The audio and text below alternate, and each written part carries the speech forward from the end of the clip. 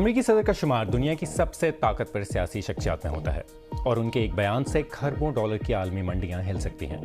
لیکن اب صدر ڈونلڈ ٹرمپ سے جڑے سرمایہ کاری کھاتوں کے بارے میں انکشاف ہوا ہے کہ رواں سال کے پہلے 3 مہینوں میں ان کے ذریعے اسٹاک مارکیٹ میں ہزاروں ٹریڈز کی گئیں. صرف 3 ماہ میں 3700 سے زیادہ سودے، یعنی اوسطاً روزانہ تقریباً 40 ٹریڈز. ان سرمایہ کاریوں میں ایپل، مائیکروسافٹ اور ٹیسلا جیسی بڑی امریکی کمپنیاں بھی شامل تھیں.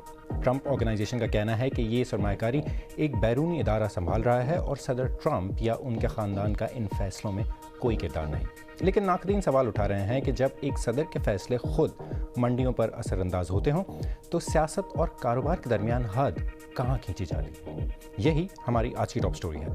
میں ہوں غضنفر حیدر اور آپ دیکھ رہے ہیں BBC نیوز اردو کا پروگرام جہنما. پروگرام میں آگے چل کے دیکھیے گا. غزہ میں جنگ بندی کے 7 ماہ بعد بھی پینے کا صاف پانی نایاب. لوگوں کو پینے کا صاف پانی حاصل کرنے کے لیے روزانہ میلوں کی مسافت طے کرنا پڑتی ہے.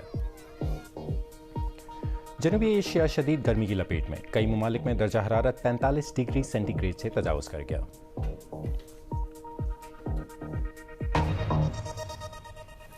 امریکہ میں حالیہ حکومتی فائلنگ سے پتہ چلا ہے کہ اس سال کے پہلے 3 ماہ میں صدر ڈونلڈ ٹرمپ کی جانب سے اسٹاک مارکیٹ کے ہزاروں سودے ہوئے. ان تجارتی سودوں میں امریکہ کی کچھ بڑی کمپنیوں کے حصے بھی شامل ہیں. امریکی اسٹاک ایکسچینج کے مرکز وال اسٹریٹ سے مشیل فلری کی رپورٹ پیش کر رہی ہیں نادیہ سلمان. یہ ایک تجارتی سودا نہیں، ہزاروں ہیں. صدر ٹرمپ سے منسلک ایک مالیاتی انکشاف شکوک ابھار رہا ہے. صرف 3 مہینوں میں 3700 سے زیادہ کاروباری سودے. یہ آسان زبان میں ایک دن میں تقریباً 40. اور یہ کوئی گمنام کمپنیاں نہیں ہیں. انویڈیا، ایپل، مائیکروسافٹ، ٹیسلا مارکیٹ کے بڑے ناموں میں سے کچھ. یہ سب سے زیادہ سرمایہ کاری کو فروغ دینے والے صدر ہیں جو ہمیں آج تک کبھی ملے ہیں اور شاید کبھی ملے. نہ ان سے پہلے کوئی ایسا تھا اور شاید بعد میں بھی نہ ہو. آپ کو معلوم ہے کہ جب بھی وہ آتے ہیں اور کچھ کہتے ہیں تو مارکیٹیں ہل جاتی ہیں. وہ سٹاکس کو ہلا دیتے ہیں اور اگر آپ دھیان نہیں دیتے تو آپ کچھ نہ کچھ کھو دیتے ہیں. انویڈیا کو ہی لے لیں. 15 مختلف تجارتی سودے اور سب سے بڑا 10 فروری کو جب ٹرمپ کی طرف سے انویڈیا کے $1 سے $5 ملین کے شیئر خریدے گئے. یہ اس لیے نمایاں ہے کیونکہ انویڈیا کے CEO جینسن وانگ ان کاروباری شخصیات میں سے ایک تھے جو حال ہی میں ڈونلڈ ٹرمپ کے ساتھ چین کے دورے پر گئے تھے. ڈونلڈ ٹرمپ اور صدر شی کے درمیان شاندار تعلقات ہیں. ٹرمپ نے انہیں عظیم جینسن ہوانگ قرار دیتے ہوئے کہا کہ یہ ایک اعزاز کی بات ہے کہ وہ ان کے ساتھ وہاں موجود ہیں اور انہوں نے تجویز دی کہ چین اوپن اپ کرے تاکہ ان جیسے ایگزیکٹوز اپنا جادو چلا سکیں. اور پھر یہ بھی ہے وائٹ ہاؤس میں صدر کو ڈور ڈیش کی ڈیلیوری. اس اسٹنٹ نے ڈور ڈیش کے اسٹاک کو بڑھا دیا. فائلنگ سے پتہ چلتا ہے کہ ٹرمپ کے اکاؤنٹ نے اسے 1 مہینے پہلے 5 بار خریدا تھا. ٹرمپ آرگنائزیشن کا کہنا ہے کہ ہولڈنگز کا انتظام آزادانہ طور پر کیا جاتا ہے تیسرے فریق کے ذریعے، اور یہ کہ نہ تو ڈونلڈ ٹرمپ، ان کی کمپنی اور نہ ہی ان کا خاندان تجارتی سودوں کے انتخاب یا منظوری میں ملوث ہیں. آرگنائزیشن کا کہنا ہے کہ انہیں تجارتی سرگرمیوں کی کوئی پیشگی اطلاع نہیں ملی اور نہ ہی سرمایہ کاری کے فیصلوں میں ان کا کوئی ہاتھ ہے. تو قانون کیا کہتا ہے؟ امریکی حکام کو تجارتی سودوں کا انکشاف کرنا ہوتا ہے جس سے ہمیں پتہ چلتا ہے کہ ٹرمپ کے اکاؤنٹ سے کیا خریدا اور بیچا گیا. لیکن انکشاف صدر اور منتخب عہدیداروں کی طرف سے یا ان کی جانب سے اسٹاک ٹریڈنگ پر پابندی لگانے کی کوششیں نہیں ہیں. چلو یہ تو ٹھیک ہے، یہ کہیں نہیں جا رہا ہے. تجارت ہو رہی ہے اور سوال بھی موجود ہے کہ سیاست اور مارکیٹس کو واقعی میں کتنا قریب ہونا چاہیے. اور حالیہ کشیدگی میں اضافے کے باوجود ایران اور امریکہ کے درمیان جنگ بندی کو طول دینے کے لیے بات چیت جاری ہے اور ثالث کئی دنوں سے کسی معاہدے کو حتمی شکل دینے کی کوشش کر رہے ہیں. صدر ڈونلڈ ٹرمپ کبھی ایران کے ساتھ معاہدہ ہونے کا عندیہ دیتے ہیں اور کبھی مذاکرات کاروں کو ہدایت دیتے ہیں کہ وہ کسی معاہدے میں جلد بازی نہ کریں. صدر ٹرمپ اس صورتحال میں کیسے پھنسے اور اب وہ کیا چاہ رہے ہیں؟ ہمارے بین الاقوامی ایڈیٹر جرمی بوون تفصیلات بتا رہے ہیں. جو بھی ہم دیکھ رہے ہیں میرا خیال میں یہ اس عمل کی نازک نوعیت کی نشاندہی کرتا ہے اور اس مشکل کو بھی ظاہر کرتا ہے جس کا سامنا ڈونلڈ ٹرمپ کو ہے کہ وہ اس صورتحال سے پیچھے کیسے ہٹیں جس میں انہوں نے امریکہ اور اس کے اتحادیوں کو ڈال دیا ہے. دوسری طرف ایران اس صورتحال میں مزید انتظار کے لیے تیار دکھائی دیتا ہے. میرا خیال ہے کہ یہ سب صرف 28 فروری کو جنگ کا فیصلہ کرنے کے نتائج نہیں ہیں بلکہ یہ اس فیصلے کا بھی نتیجہ ہے جو انہوں نے اپنی پہلی مدت صدارت میں کیا تھا جب انہوں نے 2015 کے ایران نیوکلیر معاہدے یا JCPO کو یکسر ختم کر دیا تھا. یہ کوئی پرفیکٹ معاہدہ تو نہیں تھا لیکن ایران اس کی پابندی کر رہا تھا اور یہ معاہدہ پابندیوں میں نرمی کے بدلے ایران کے جوہری پروگرام کو محدود رکھنے کا ایک ذریعہ تھا. اور اب ذکر غزہ کا، جہاں رہنے والوں کے لیے سیز فائر کے 7 ماہ بعد بھی صاف پانی ملنا بہت مشکل ہے۔ اقوام متحدہ کا کہنا ہے کہ جب سے تنازع شروع ہوا ہے، غزہ میں پانی اور صفائی کا زیادہ تر نظام تباہ یا خراب ہو چکا ہے۔ خاندانوں کو زندہ رہنے کے لیے روزانہ صاف پانی جمع کرنے کی خاطر لمبا سفر کرنا پڑتا ہے۔ BBC عربی کی سیلی نبیل نے ایک ایسے ہی خاندان کے ساتھ وقت گزارا جو اس صورتحال سے گزر رہا ہے۔ سیلی نبیل کی رپورٹ پیش کر رہی ہیں خدیجہ عارف۔ ابو، میں پانی لینے جا رہا ہوں۔ اللہ تمہارا حامی اور ناصر ہو بیٹا۔ محمد مصباح ہر صبح اپنے خاندان کے لیے پانی کے کین بھرنے کے لیے ایک لمبے اور تھکا دینے والے سفر پر نکلتے ہیں۔ ان کے پاس پانی کے قریبی مرکز تک پہنچنے کے لیے چند کلومیٹر پیدل چلنے کے سوا کوئی چارہ نہیں ہے۔ غزہ کے علاقے جبالیہ میں ان کے گھر کے پاس فلٹر پلانٹ اب بند ہو چکا ہے۔ شاید پانی کا ٹرک دوپہر کے بعد آئے۔ ایک 14 سال کے لڑکے کے لیے یہ روزانہ کا ایک مشکل کام ہے اور بعض اوقات اسے مایوسی کا سامنا کرنا پڑتا ہے۔ یہاں ہر وقت بمباری کا، گولی باری کا اور فوج کا خوف رہتا ہے۔ مصباح کے خاندان نے ہمیں بتایا کہ جنگ کی وجہ سے ان کے گھر کے کئی افراد معذور ہو چکے ہیں۔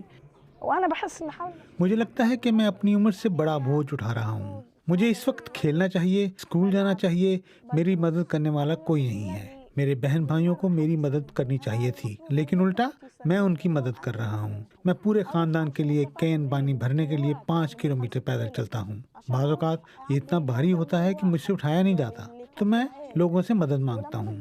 کچھ مان جاتے ہیں اور کچھ منع کر دیتے ہیں۔ جب کوئی مدد نہیں کرتا تو میں سڑک کے کنارے بیٹھ کر اللہ کے رحم کا انتظار کرتا ہوں۔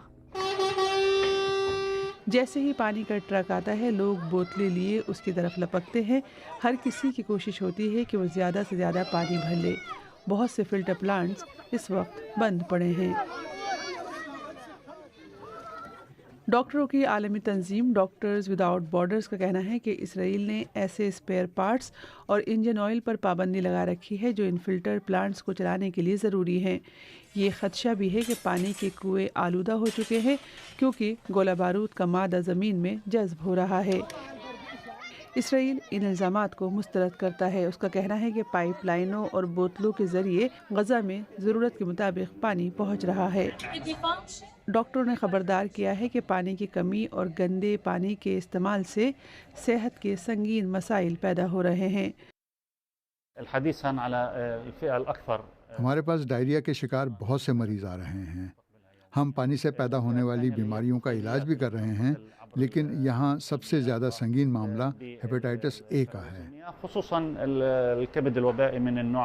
گزشتہ اکتوبر میں ہونے والے سیز فائر کا مقصد غزہ کی دوبارہ تعمیر کا راستہ صاف کرنا تھا، لیکن یہ کام رک گیا ہے۔ اسرائیل کا کہنا ہے کہ حماس کو پہلے اپنے ہتھیار ڈالنے ہوں گے اور ایسا ابھی تک نہیں ہوا ہے۔ مصباح کے لیے آنے والے کل کی فکر اب روز کا معمول بن چکی ہے، اور اب بھی بڑا سوال یہی ہے کہ کیا کل وہ اپنے خاندان کے لیے پانی لا پائے گا۔ اور اب آپ کو بتاتے ہیں گرمی کے بارے میں۔ سوال یہ نہیں کہ گرمی کتنی پڑ رہی ہے، سوال یہ ہے کہ کیا جنوبی ایشیا کے کچھ حصے گرمی کے ہوتے ہوئے معمول کی زندگی گزارنے کے قابل رہ بھی گئے ہیں یا نہیں۔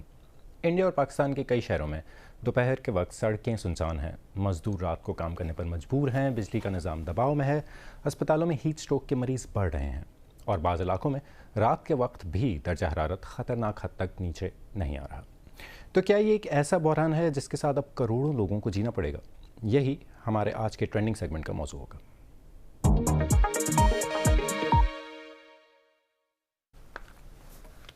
جنوبی ایشیا اس وقت شدید گرمی کی لپیٹ میں ہے۔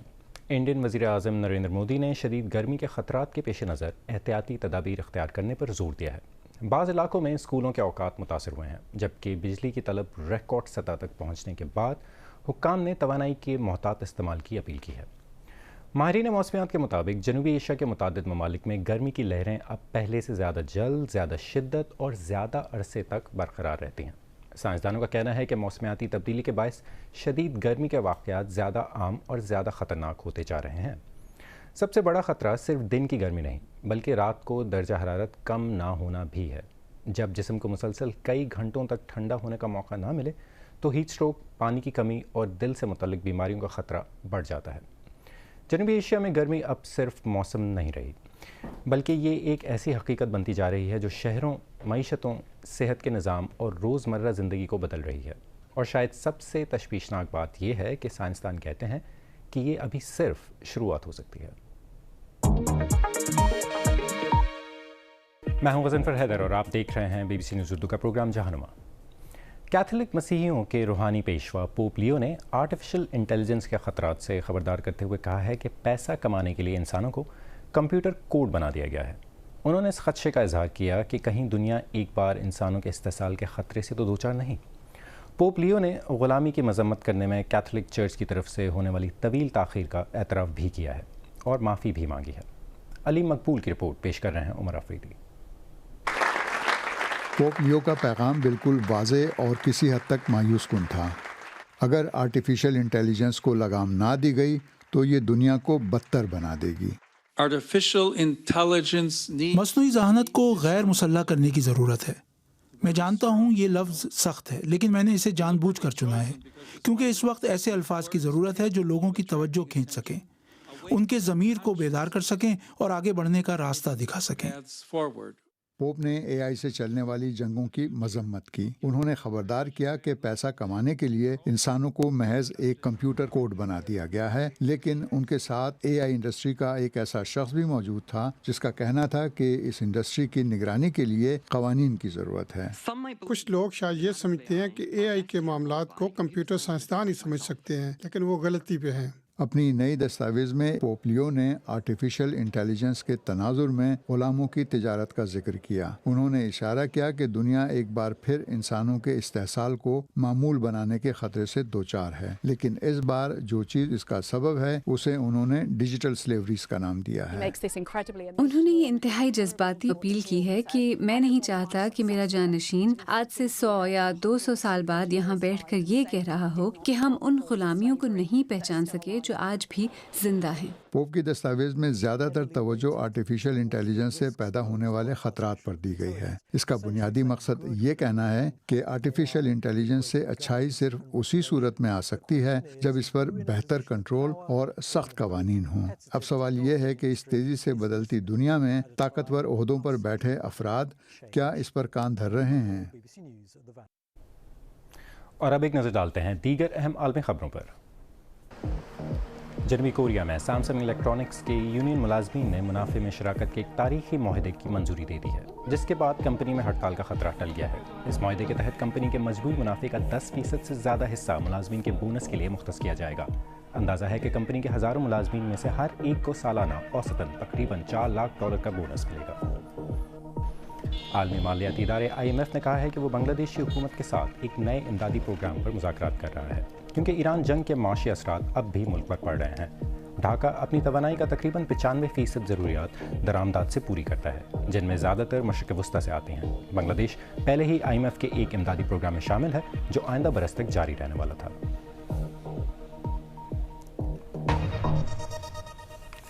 اور ایک نئی تحقیق کے مطابق ایک نئی میڈیکل تھراپی کا صرف ایک انجیکشن زندگی بھر کے لیے مضر کولیسٹرول کو نمایاں طور پر کم کر سکتا ہے۔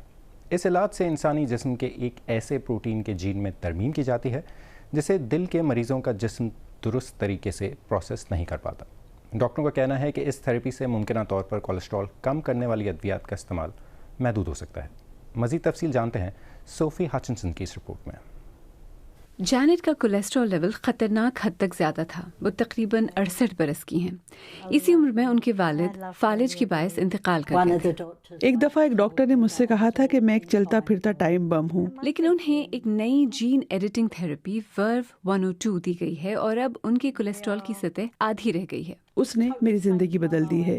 مجھے لگتا ہے کہ میں ایک نئی انسان بن گئی ہوں۔ میں بہت خوش ہوں کہ میں نے یہ علاج کروایا کیونکہ مجھے واقعی لگتا ہے کہ یہ کام کر گیا ہے۔ وہ ان 35 مریضوں میں شامل ہیں جنہوں نے ایک ایسے تجربے میں حصہ لیا جسے انقلابی قرار دیا جا رہا ہے۔ BBC کو ان مریضوں تک خصوصی رسائی دی گئی جنہیں یا تو موروثی طور پر زیادہ کولیسٹرول تھا یا کم عمری میں دل کا دورہ پڑا تھا۔ تمام مریض اپنی معمول کی ادویات لیتے رہے، لیکن اس کے ساتھ ساتھ انہیں اس نئی جین ایڈیٹنگ تھراپی کا انجیکشن بھی دیا گیا۔ New England journal of medicine میں شائع ہونے والے نتائج کے مطابق مضر کولیسٹرول کی سطح میں 62% تک کمی آئی اور 1 سال بعد بھی یہ کم سطح برقرار رہی۔ प्रोफेसर रियाज पटेल बरतानिया के सबसे बड़े कार्डियक सेंटर में काम करते हैं, जहां के मरीज इस तजुर्बे का 1/3 हिस्सा हैं। उनके मुताबिक सबसे दिलचस्प बात यह है कि लोगों को मुमकिना तौर पर जिंदगी में सिर्फ एक बार ये इंजेक्शन लगवाना पड़ेगा। ये पहला मौका है कि हम इस एक बार के इलाज को मुमकिन बना सकते हैं। फिर हमें किसी शख्स के कोलेस्ट्रॉल की सतह के बारे में फिक्र नहीं रहेगी, क्योंकि उम्मीद है कि ये इलाज जिंदगी भर के लिए मौसर होगा। तो ये काम कैसे करता है? जिगर का काम होता है कि खून से मुज़िर कोलेस्ट्रॉल को साफ करे ताकि ये रगों में जमा न हो, लेकिन PCSK9 नामी एक प्रोटीन इस अमल में रुकावट बन सकता है और इसे सही तरीके से काम करने से रोक देता है। ये नई दवा इस प्रोटीन के जीन में तरमीम करती है और उसे गैर फाल कर देती है, जिससे जिगर को मुज़िर कोलेस्ट्रॉल साफ करने में मदद मिलती है। ये तजुर्बा अभी इब्तदाई मरहले में है। आइंदा मराहिल में शायद हजारों अफराद इसमें शामिल हों, और इन नताइज ने हकीकी तौर पर यह उम्मीद पैदा की है कि शायद पहली बार जीन एडिटिंग के जरिए हमें दिल की बीमारियों से बचाव में मदद मिल सके, जो दुनिया में सबसे ज्यादा अमवात की वजह है। बरतानिया में 80 लाख अफराद दिल की बीमारियों में मुब्तला हैं और उन्हें स्टैटिन्स जैसी कोलेस्ट्रॉल कम करने वाली अद्वियात की जरूरत होती है। डैनियल भी इनमें से एक हैं। उन्हें सीने के दर्द के बायस बार बार अस्पताल जाना पड़ता था, लेकिन इस तजुर्बे में हिस्सा लेने के बाद से उनका मुज़िर कोलेस्ट्रॉल आधा हो गया है। ये वाकई एक बड़ी तब्दीली है। मुझे फिक्र नहीं रहती कि स्टैटिन्स काम कर रहे हैं या नहीं। ये इलाज वाकई हैरत अंगेज है। डॉक्टर्स के मुताबिक अभी यकीन से नहीं कहा जा सकता कि मरीज मुकम्मल तौर पर स्टैटिन्स छोड़ सकेंगे या नहीं, लेकिन डैनियल और जैनेट को उम्मीद है कि ऐसा मुमकिन होगा। और इसके साथ ही आज का प्रोग्राम अपने अख्ताम को पहुंचता है। प्रोग्राम में शामिल स्टोरीज़ और ताज़ा तरीन खबरों के लिए हमारी वेबसाइट bbc.com/urdu पर आएँ। BBC न्यूज़ उर्दू के इंस्टाग्राम, टिकटॉक, यूट्यूब, फेसबुक और एक्स अकाउंट को फॉलो करें। ये प्रोग्राम रोज़ शाम 7:30 बजे आज न्यूज़ पे आता है। अगर ये प्रोग्राम आपसे मिस हो जाए तो इसे आप हमारे यूट्यूब चैनल पर देख सकते हैं। हसन फर हैदर को इजाज़त दें, कल फिर मुलाकात होगी।